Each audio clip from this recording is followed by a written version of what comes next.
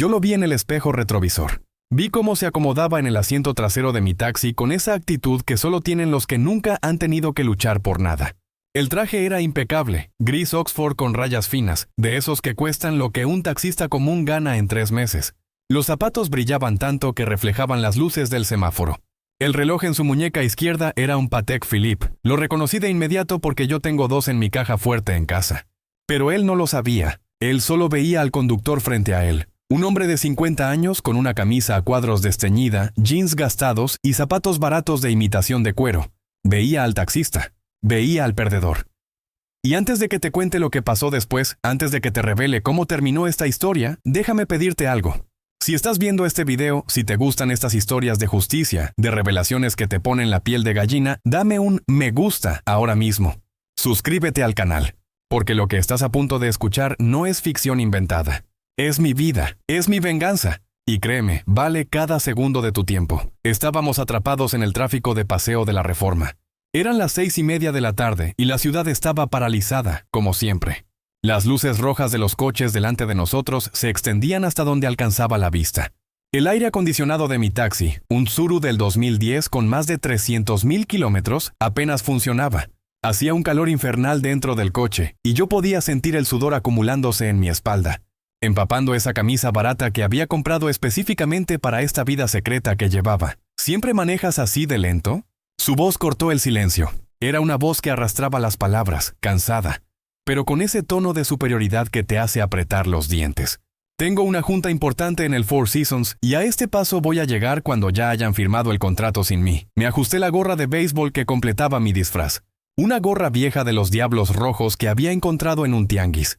El tráfico está pesado, señor, respondí con la voz más neutral que pude. No depende de mí, lo escuché resoplar desde atrás. Por el espejo retrovisor vi cómo sacaba su teléfono, un iPhone último modelo, y comenzaba a escribir furiosamente. Sus dedos golpeaban la pantalla con rabia contenida. Luego habló, pero no a mí. Habló a su teléfono, en altavoz, sin importarle que yo estuviera ahí. Roberto, sí, estoy en un maldito taxi porque mi chofer personal pidió el día libre.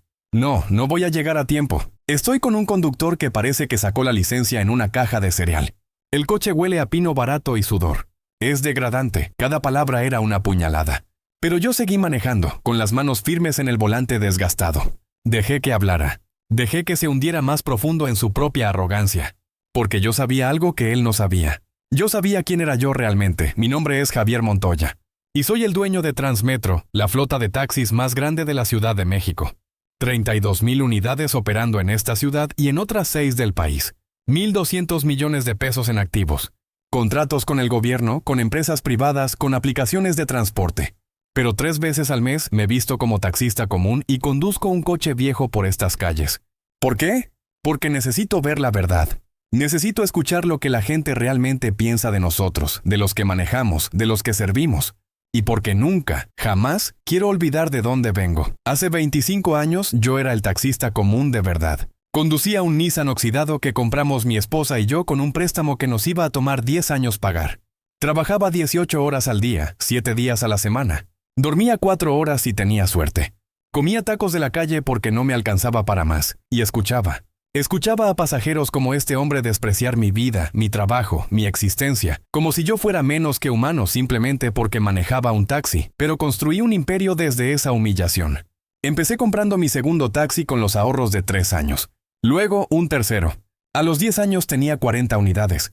A los 15, 500. Y ahora, Transmetro es un monstruo que devora la competencia y escupe dinero cada minuto del día. Y este hombre en mi asiento trasero, este ejecutivo arrogante con su traje de 30,000 pesos y su actitud de mierda, no tenía idea de que estaba insultando al hombre que podría destruir su carrera con una llamada telefónica. ¿Ni siquiera tienes GPS decente?, preguntó, interrumpiendo mis pensamientos.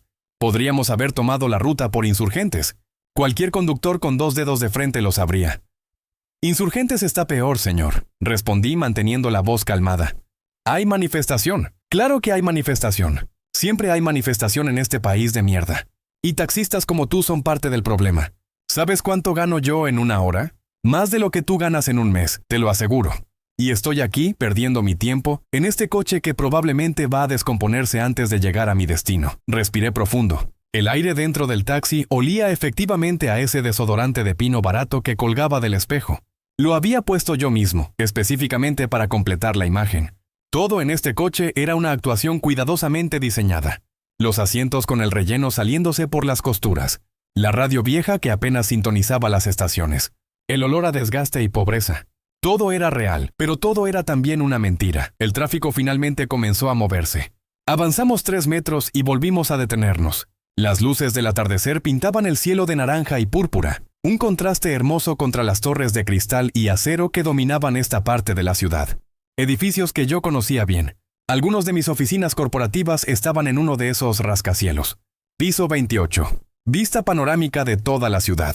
Muebles italianos. Arte en las paredes que costaba más que este taxi completo. ¿Sabes qué es lo que más me molesta de gente como tú?, continuó el pasajero. Ahora su voz tenía un tono casi filosófico, como si estuviera disfrutando de su propio discurso.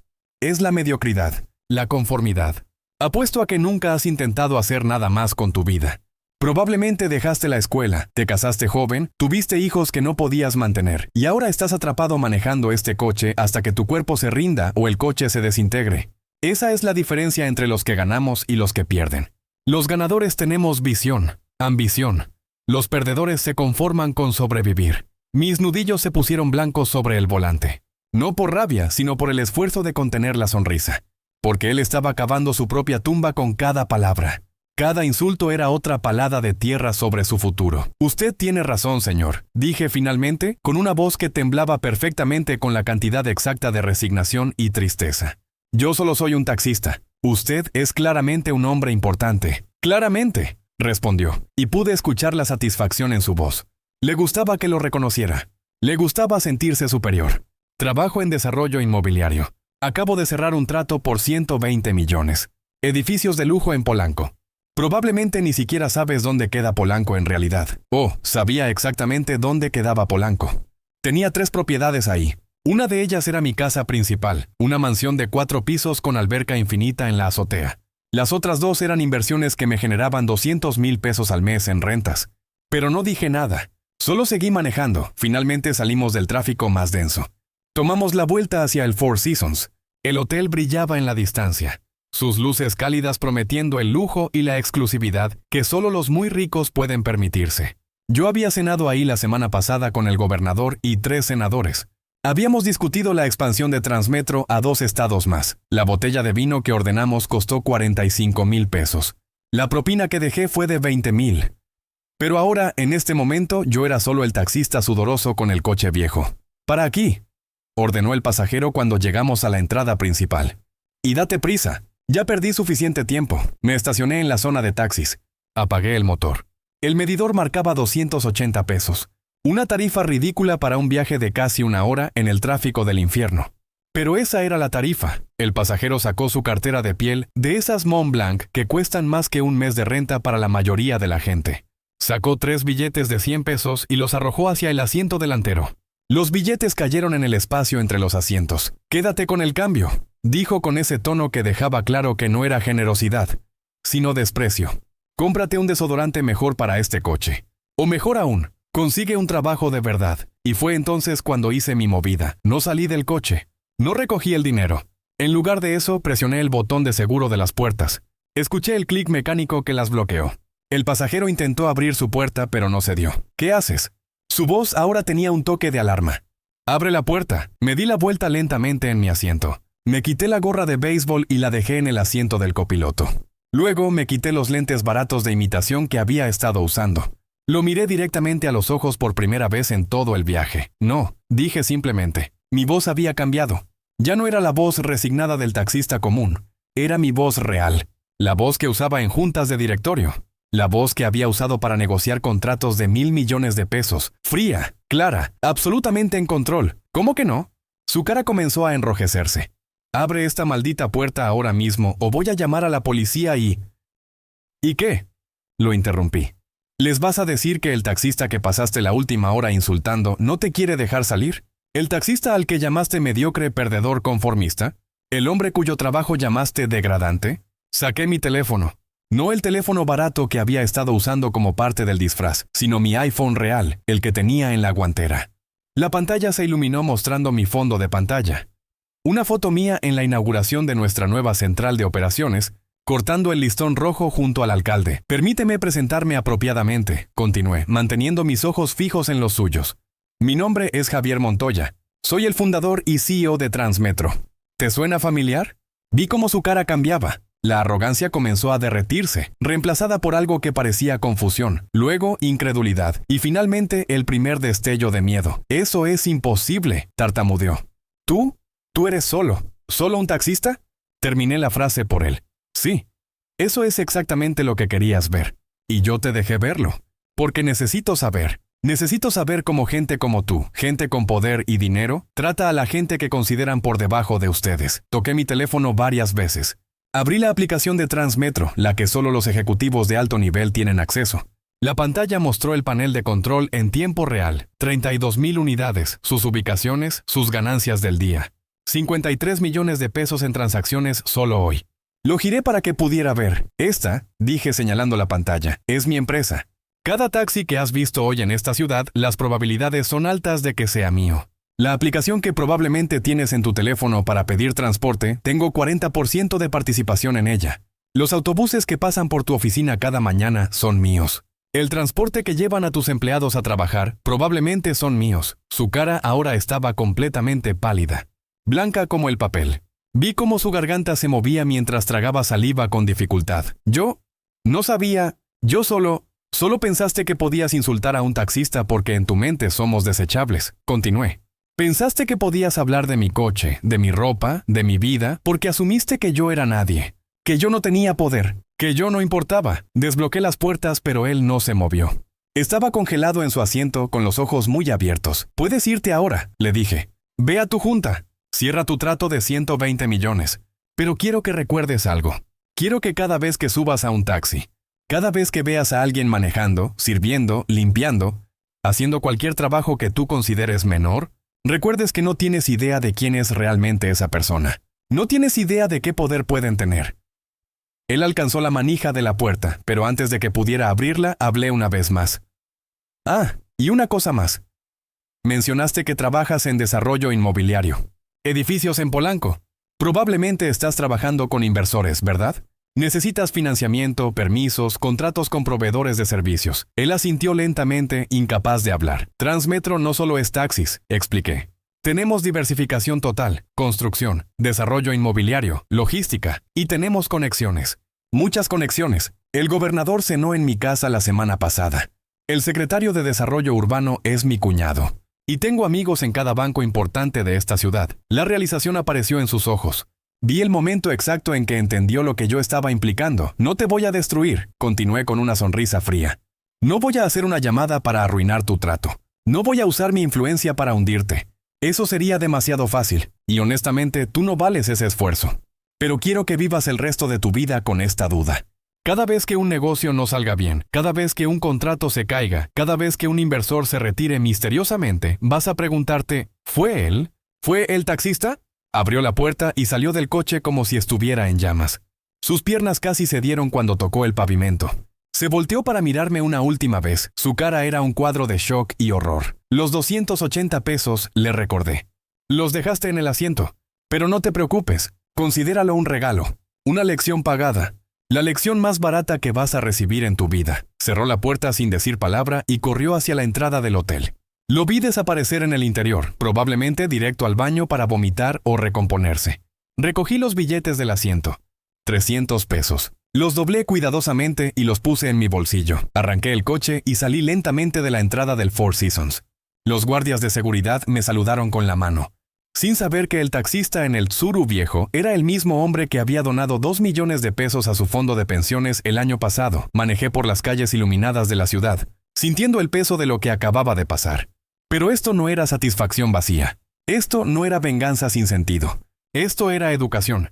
Esto era recordarle a alguien que había olvidado una verdad fundamental. Todos somos humanos. Todos merecemos respeto. Déjame contarte cómo llegué aquí.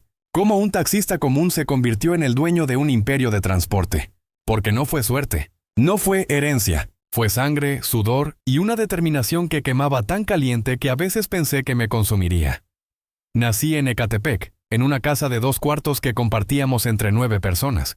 Mi padre era mecánico. Mi madre vendía tamales en la esquina desde las 5 de la mañana hasta las 10 de la noche. Éramos pobres, pero no miserables. Había amor en esa casa pequeña. Había comida en la mesa, aunque a veces solo fueran frijoles y tortillas.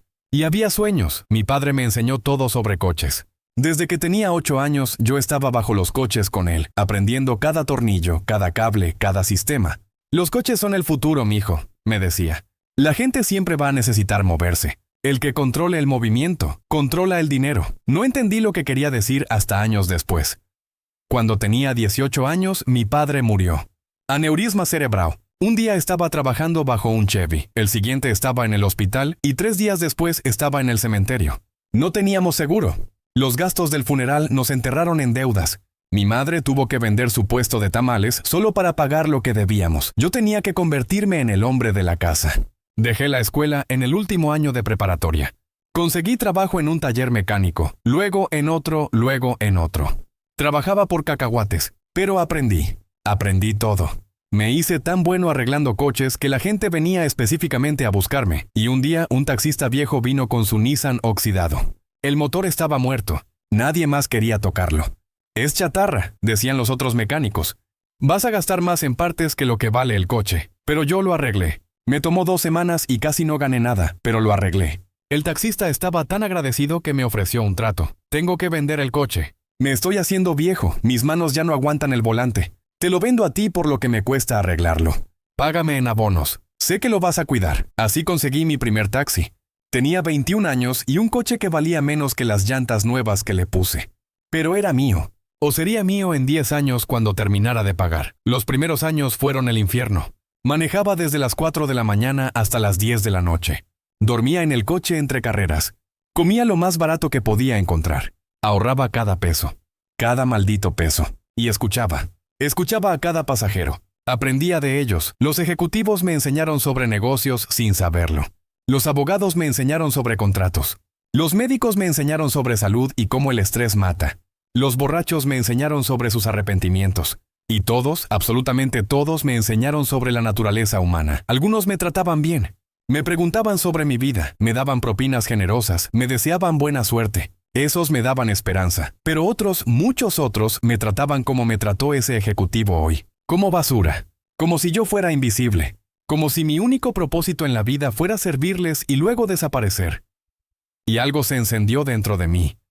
Una furia tranquila y calculadora.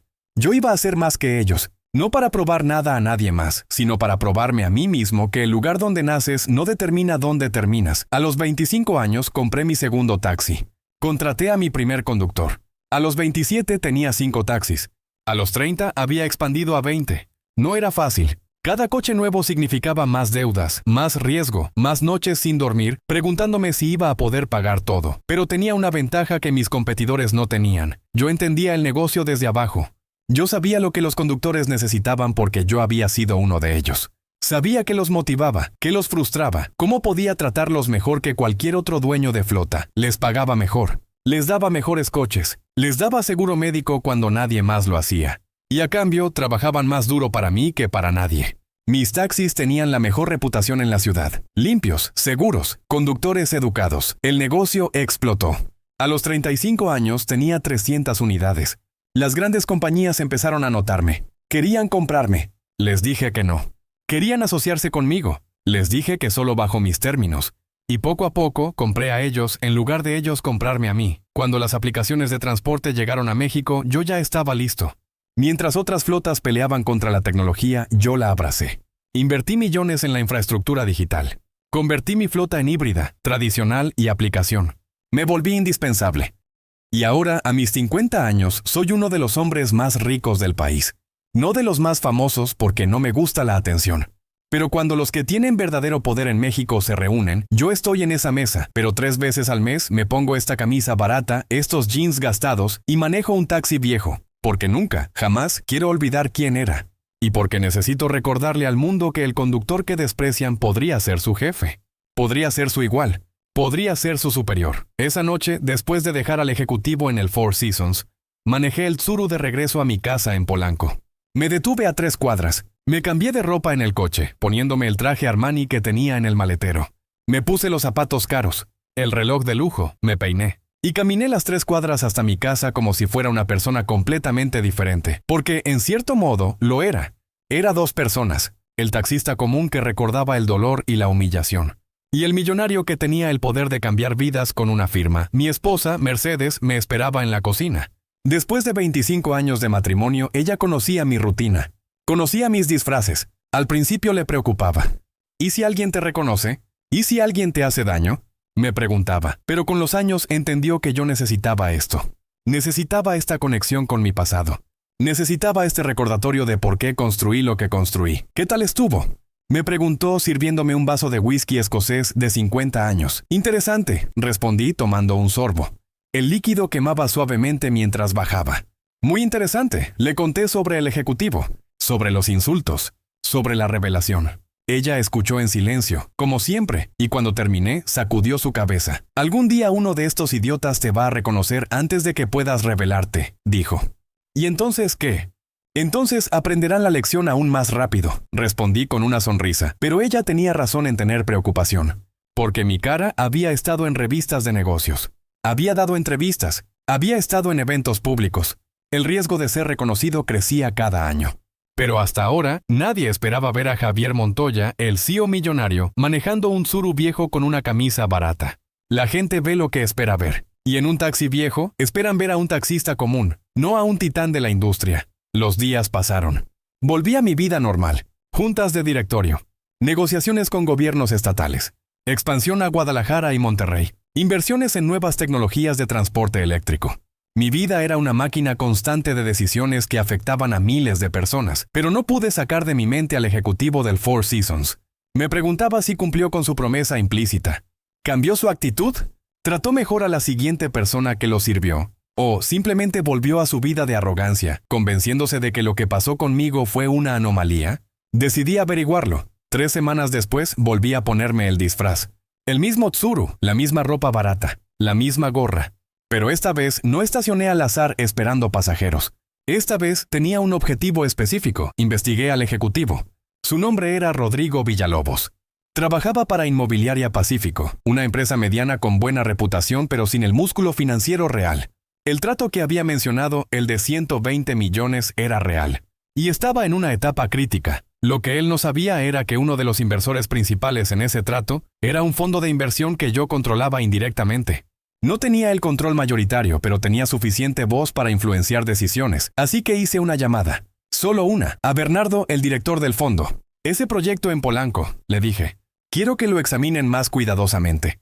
Especialmente la gente involucrada. Su carácter. Su ética. ¿Algún problema específico? Preguntó Bernardo. Solo una corazonada, respondí. Pero sabes que mis corazonadas suelen ser correctas. No mentí. No inventé nada. Solo planté una semilla de duda. El resto lo haría Rodrigo mismo. Si realmente era el tipo de persona que creía que era, esa duda crecería hasta convertirse en un problema real. Y mientras tanto, decidí darle una segunda oportunidad. Me estacioné afuera de su oficina en Reforma a las 7 de la mañana. Sabía su rutina. Llegaba temprano siempre antes que todos, según mi investigación. Era disciplinado, ambicioso, cualidades que respeto. Solo necesitaba aprender a respetar a otros también. Lo vi salir de su Audi último modelo, vestido con otro traje perfectamente planchado. Esperé. Y cuando levantó la mano para llamar a un Uber en su teléfono, aparecí junto a él. ¿Taxi, señor? Pregunté bajando la ventana. Él ni siquiera me miró. No, gracias. Ya pedí. Y entonces se congeló. Me miró realmente y vi el reconocimiento en sus ojos. El color drenó de su cara instantáneamente. Tú, susurró. Yo, confirmé con una sonrisa. ¿Vamos? Él miró alrededor como si buscara una salida. Pero estábamos en una calle concurrida en hora pico. La gente nos observaba. Rechazar un taxi que ya había ofrecido el servicio se vería extraño. Lentamente, casi como en cámara lenta, abrió la puerta trasera y se subió. Esta vez se sentó completamente diferente. En la orilla del asiento, tenso, con las manos apretadas sobre sus rodillas. ¿A dónde? Pregunté como si fuéramos extraños. Four Seasons, respondió con voz temblorosa. Por favor, interesante. Usó por favor. Ya era una mejora. Manejé en silencio por varios minutos. El tráfico matutino era denso pero fluido. Las calles de la ciudad despertaban con la energía frenética de siempre. Vendedores ambulantes montaban sus puestos. Oficinistas caminaban apresuradamente con sus cafés. La vida seguía su curso normal mientras dentro de mi taxi, el silencio era tan grueso que podía cortarse con cuchillo. Lo observé por el espejo retrovisor. Sudaba, a pesar de que el aire acondicionado funcionaba perfectamente esta vez. Tenía su teléfono en la mano, pero no lo usaba. Solo lo sostenía como si fuera un salvavidas. Sus ojos miraban fijamente hacia adelante, evitando el espejo, evitando cualquier posibilidad de contacto visual conmigo. ¿Sabes qué es lo más triste de todo esto? Rompí el silencio finalmente. Mi voz era calmada, casi conversacional. No es que me hayas insultado. No es que hayas despreciado mi disfraz o mi coche. Es que lo hiciste con tanta facilidad. Como si fuera segunda naturaleza para ti. Él no respondió. Vi cómo su garganta se movía al tragar saliva. Te voy a contar algo, continué. Hace 12 años estaba en una junta con inversionistas japoneses. Gente seria con dinero serio. Querían invertir $50 millones en Transmetro, pero tenían dudas. Me preguntaron cómo podía garantizar la calidad del servicio con tantas unidades. ¿Sabes qué les dije? Esperé, pero él seguía en silencio. Les dije que porque yo había sido taxista. Porque yo conocía cada aspecto del negocio desde el asiento del conductor. Porque yo sabía exactamente qué hace que un servicio sea bueno o malo. ¿Y sabes qué pasó? Finalmente su voz salió en un susurro ronco. ¿Qué? Se rieron, respondí. Se rieron de mí. Un ejecutivo japonés muy educado, muy formal, me dijo que en Japón un CEO nunca admitiría haber sido un trabajador común. Que eso demostraba falta de pedigrí. Falta de clase. Hice una pausa dejando que la historia se asentara. Les dije que se podían ir a la mierda, continué. Educadamente, por supuesto. En perfecto japonés que había aprendido específicamente para esa junta. Les dije que si no podían respetar de dónde venía, entonces no merecían ser parte de hacia dónde iba. Y se fueron. ¿Y qué pasó? Preguntó Rodrigo, su voz todavía temblorosa pero con un toque de curiosidad genuina. Regresaron 2 semanas después, dije con una sonrisa. Resulta que investigaron. Hablaron con mis conductores, con mis clientes, con mis competidores, y se dieron cuenta de que mi experiencia como taxista no era una debilidad. Era mi mayor fortaleza. Invirtieron 80 millones en lugar de 50. Y hasta el día de hoy son mis socios más leales. Llegamos a un semáforo en rojo. Me detuve suavemente. El reloj del tablero marcaba las 7:43 am. El sol matutino entraba por la ventana, iluminando el interior del coche con una luz dorada y cálida. ¿Por qué me estás contando esto?, preguntó Rodrigo. Me volteé en mi asiento para mirarlo directamente. Esta vez no había hostilidad en mi mirada. Solo cansancio. El cansancio de alguien que ha peleado esta batalla demasiadas veces. Porque quiero que entiendas algo, dije. No te busqué de nuevo para humillarte. No hice esto para vengarme. Lo hice porque veo algo en ti que reconozco. Él parpadeó confundido. Eres ambicioso, continué. Eres inteligente. Trabajas duro. Llegas temprano, te quedas tarde. Investigué tu historial. Sacaste tu empresa adelante cuando estaba al borde de la quiebra hace 3 años. Eso requiere agallas. Eso requiere talento real. El semáforo cambió a verde. Arranqué de nuevo, suavemente, pero tienes un defecto fatal, dije. ¿Crees que tu éxito te da derecho a menospreciar a otros? ¿Crees que el dinero en tu cuenta bancaria te hace mejor que el hombre que te maneja al trabajo o la mujer que limpia tu oficina? Y esa creencia, Rodrigo, esa creencia te va a destruir. Yo no. Comenzó, pero lo interrumpí. Sí lo haces, dije firmemente. Lo hiciste conmigo. Y si lo hiciste conmigo, lo has hecho con otros. Con meseros, con personal de limpieza, con recepcionistas, con guardias de seguridad, con cada persona que consideras menor que tú. El silencio volvió a llenar el coche. Pero esta vez era diferente. No era el silencio tenso del miedo, sino el silencio pesado de la verdad siendo confrontada. Mi papá era mecánico, dije, mi voz más suave ahora. Murió con grasa bajo las uñas y dolor en la espalda. Nunca tuvo más de 5,000 pesos en su cuenta, pero era el hombre más rico que he conocido. ¿Sabes por qué? Rodrigo negó con la cabeza lentamente. Porque trataba a todos con respeto, respondí. El presidente municipal y el basurero recibían el mismo saludo, la misma sonrisa, la misma dignidad. Me enseñó que el carácter de un hombre no se mide por su cuenta bancaria, sino por cómo trata a la gente que no puede hacer nada por él. Tomamos la vuelta hacia el Four Seasons. El hotel apareció de nuevo en la distancia, majestuoso y brillante. Pero esta vez la llegada se sentía diferente. No había tensión en el aire. No había anticipación de conflicto. Ese trato que estás cerrando, dije casualmente. El de 120 millones en Polanco. ¿Cómo va? Vi cómo su cuerpo se tensó de nuevo. Va bien. respondió cautelosamente. Uno de los fondos de inversión involucrados, continué, está haciendo diligencia adicional. Revisiones de antecedentes más profundas en los ejecutivos clave. ¿Te lo mencionaron? Su silencio fue respuesta suficiente. Esa revisión viene de mí, admití. No directamente, pero mi influencia está ahí. Una palabra mía y ese trato se cae. Tu empresa sobrevivirá, probablemente, pero tú personalmente quedarás marcado. La industria es pequeña. La gente habla. Pude escuchar su respiración acelerarse. Pero no voy a hacer eso, continué.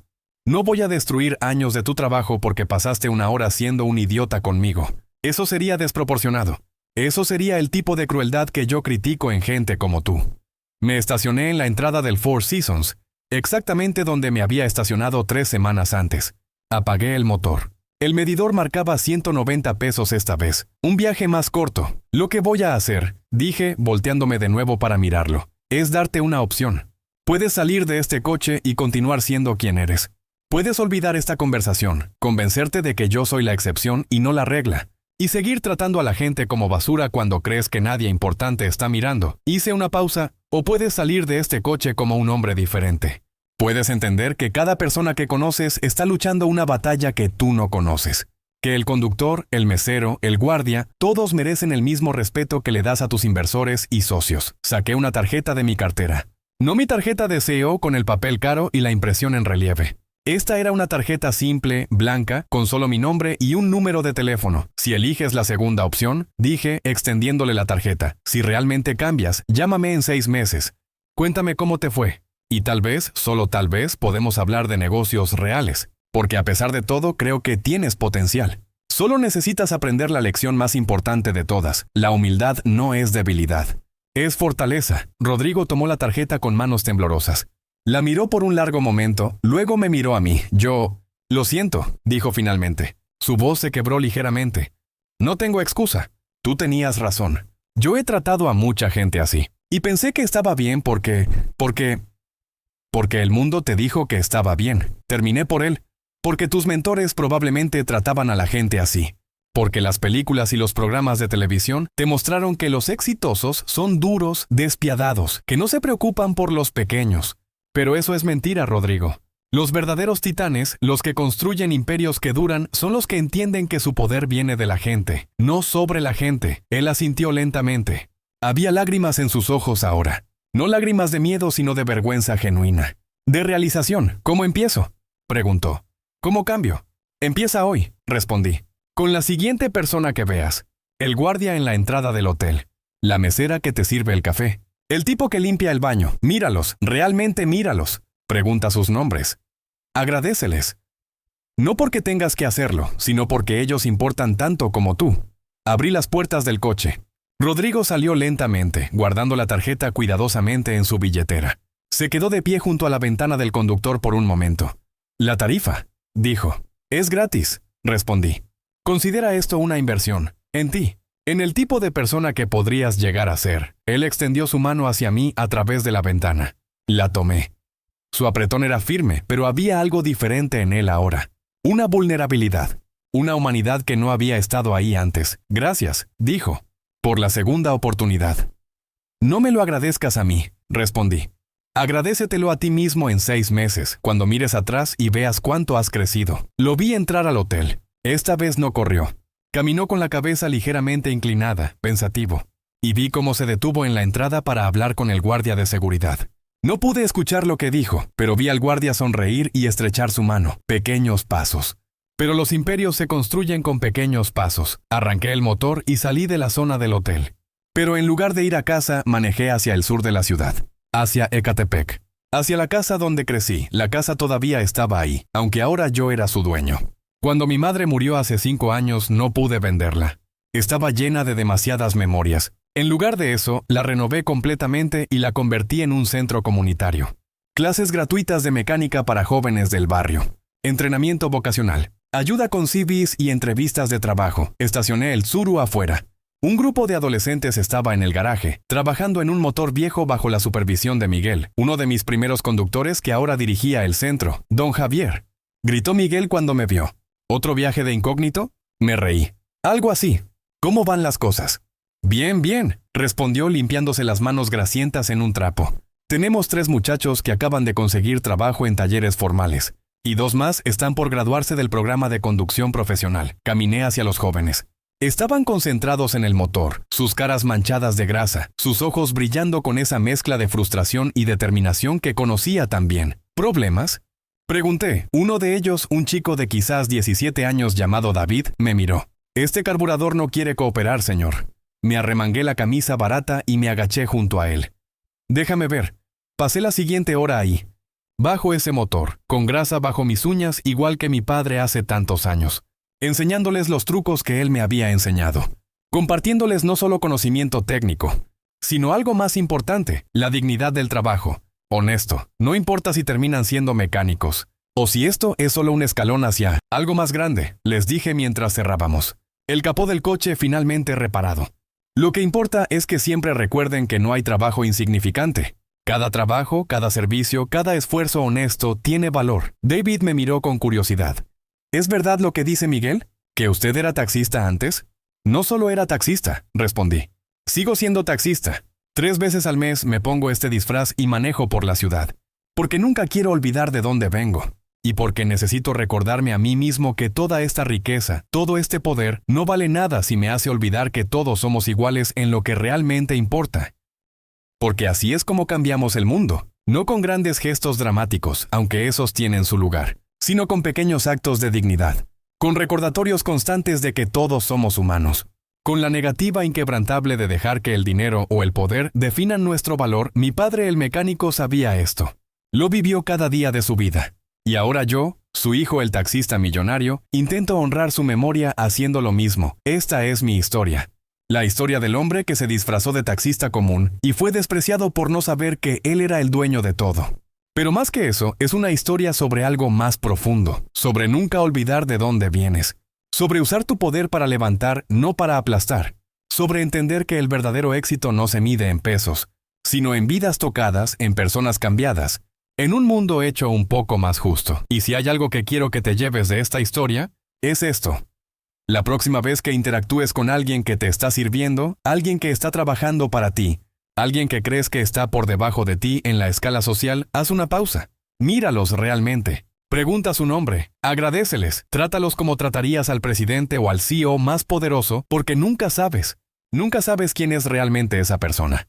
Nunca sabes qué poder tienen. Nunca sabes qué historia están escribiendo. Y más importante aún, no importa quiénes sean. Importa quién eres tú y quién eliges ser en cada interacción con cada persona, cada día de tu vida. Esa es la lección. Esa es la verdad que aprendí manejando ese Tsuru viejo por las calles de esta ciudad que amo. Y ahora, antes de que termine este video y la pantalla se desvanezca a negro, necesito que hagas algo por mí. Si esta historia te movió, si te hizo pensar, si te hizo sentir algo, dame un me gusta ahora mismo.